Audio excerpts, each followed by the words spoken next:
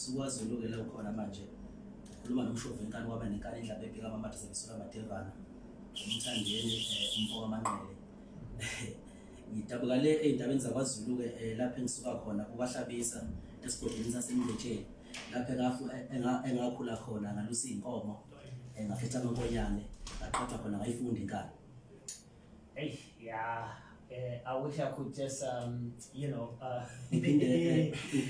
wish I could say this to people. This is what happens as a tradition when you come into a place. You say who you are. You name yourself. You tell your story through poetry.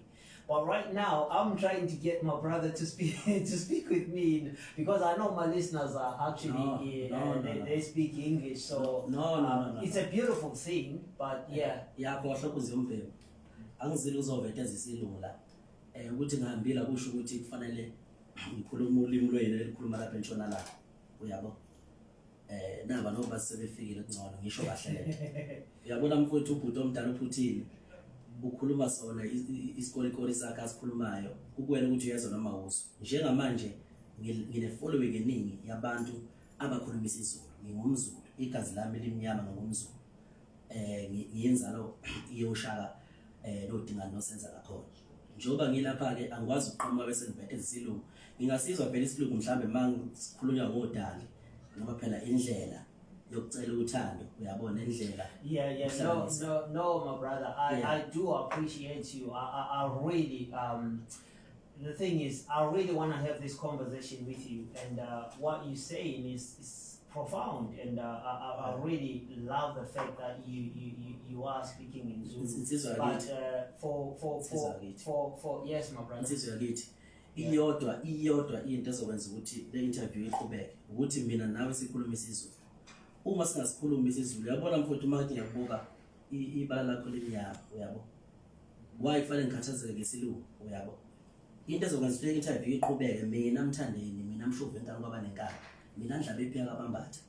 Sizokhuluma isiZulu siqonde nje sikhuluma isiZulu mfowethu ngalokho lokho usho ukuthi interview yethu phela ke iyonakala ngoba egcinile kosuku nami mfowethu ngoba ngikhuluma la ngilive loba ngikhuluma nawe nje ngibuka yini abantu engibaculela isiZulu. Okay, for all our listeners, I'm just gonna go for this one because really I'm not gonna lose this interview because this interview is more important, and there is so much things that we need to discuss, but because there is a language barrier, but I'm not going to let the language barrier actually distract the beautiful show. I've got a beautiful guest, and I think we might have a solution in the studio if I'm right.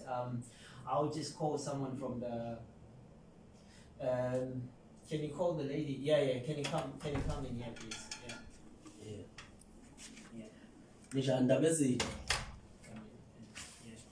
Bonisa undaba ezitha la undaba ezitha mabonisa undaba ezitha.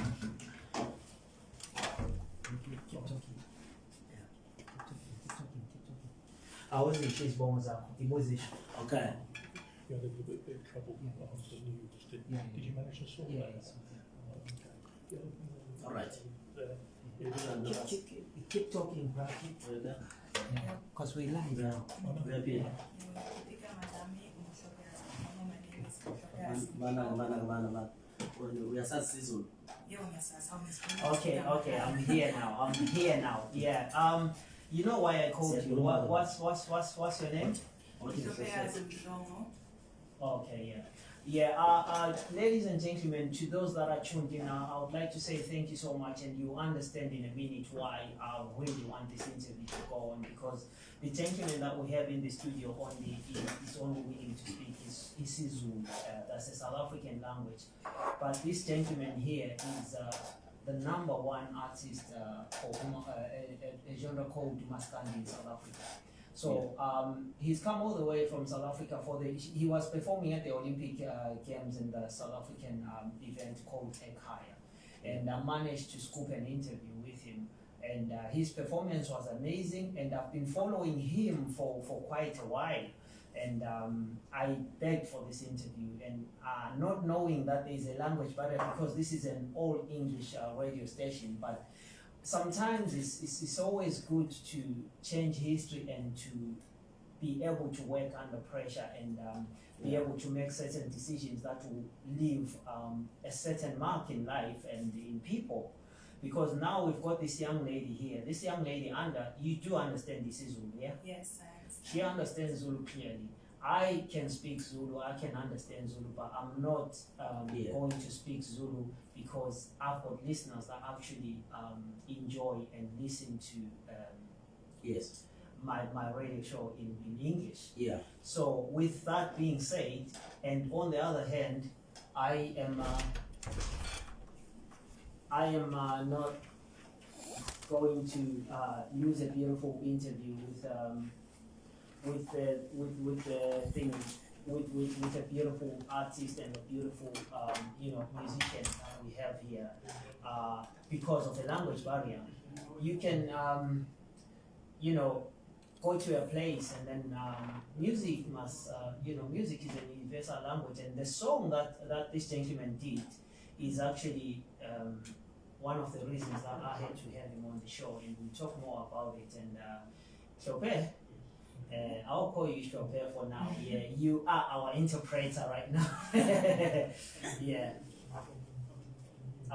You can speak in isiZulu. Njeneke ntombi mfowethu mfowababa. Insizwa yakithi ngiyahlonipha kakhulu nomsebenzi wakho. Mina ngisuka eAfrica. Njengoba ngisuka eAfrica nje ngicabanga ukuthi eAfrica sikhuliswe ngenhlonipho. Siyahlonipha la sifika khona. Sikhumula ngisho izigqoko sesifonqo, sikhuleka emzini wendoda. Kodwa iyodwa ebizosixabanisa ukuthi mina ngikhuluma isilungu la. Ngizoveta isilungu ngizenze ngcono uyabo. Ngicela mfowethu ukuthi yoba ibencane bese ukuthi dadewethu uzomtolikela isiZulu lesi umfowethu nabalaleli bakhona la oRashid ubatolike Rashid labo isilungu leso ngiveteze ke isilungu mina ngizokhuluma yonke into engikhuluma ngikhulume ngesizulu. Over to you, Oh no, he's just said that his Can you come closer to the mic? As he was raised in Africa, they were raised with respect. Like even when you go into a house, you take off your hat. So he's just coming here, and what would have been a problem was if there was a language barrier and he was speaking English and people won't be able to understand him. So he's gonna have me here interpreting and translating into English whenever, when it's needed. We'll translate into English. I knew that we were actually gonna come to an understanding because there is. I appreciate that, by the way. Let's just move on with the interview. Like I said, this gentleman is the king of genre in South Africa called Maskand. He's been flown all the way from South Africa for the Commonwealth Games. I saw his performance just after the South African. I can't remember the name of the gentleman. Oh, that's embarrassing. That came number 2, just after the race, and just after the race, and it was a beautiful performance where I saw that and I fell in love with. Like I said earlier, that I was following his. Shope, can you ask the gentleman to tell us about his collaborations, who he's worked with? Because I know I've got quite a few songs that, and after that we can talk about the xenophobic song. What inspired that song and what is it about? Because I know we're going through a lot of problems in South Africa at the moment. Over to you. Uthi nje ngicela abantu osebenza nabo collaborate nabo umculo wakho ukuthi usebenza nabo futhi ngisiqede lokho ufuna ukukhuluma ingoma yakho yezenophobia ngoba uyazi ukuthi into nje ebalekile lapho futhi yenzakayo zonke izinto eAfrica. Cha wentokazi ngiyamuza noma ngimbamba ngimdedela nje yabo ngoba ngawubona umbombo kathisha. Ngiyamuza mfowethu. Kodwa mfowethu engakusho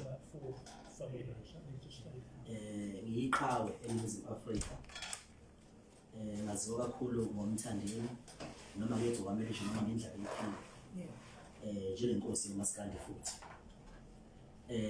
Umculo wami umculo nomlayezo, ivoice engiculwa ngayo noma izwi engicula ngalo liyashintsha ukwazi ungena ezitayelini ezihlukahlukene. Ukwazi ungena emkhakheni ehlukahlukene. Ngikhuluma nawe nje ama-artists engike ngasebenza nawo noma abaculi engike ngasebenza nabo, ngike ngasebenza no Sisi uShoba Jozi, ngasebenza no DJ Buni ingoma ethi usidodwa noma ngathini usidodwa no, ngasebenza na Black Diamond ingoma eyayithi weSisi, ngasebenza futhi no Vusinova ingoma ethi Thula Mntanami. Ngicabanga ukuthi imculo ehlukahlukene le, okusho lonto ukuthi ke singumaskandi kahle kahle siyafana nayo yonke imculo. Lokho ngikucacisa ngoba into enginothisile mangifika la noma ngiqaphelile ukuthi umfowethu uBig Zulu, uyambona uBig Zulu? Uyamazi uBig Zulu akithi? uBig Zulu ngithola ukuthi une following eningi la, unabantu abamsupportayo abamthandayo lapha e-UK. Ongijabulisa kakhulu lokho ukuthi hawu kanti kukhona abantu abayizwayo lento yesiZulu. Manje angikwazi ukuthi mangifika mina la bese ngivete isilungu yabo, ngoba uBig Zulu ucula ngesizulu nje negama lakhe Big Zulu, yabo. Yena umculo engitholile lapha nje ukuthi ukhona kakhulu bese abafana bami lapha e-Black Diamond. So ke engijabulelayo nama engunqomayo kakhulu. Engunqomayo kakhulu engifisayo. Ngifisa ukuthi kusabalale. Ngifisa ukuthi kusabalale. Okay, sishekela. Ngifisa ukuthi kusabalale lo mculo kaMaskandi, usabalale lapha emazweni aseNtshonalanga. Usabalale ngenhlonipho, usabalale ngokufundisa abantu abayimvelaphi. Ngicela ubheke upress lapho makuvalekile. Press.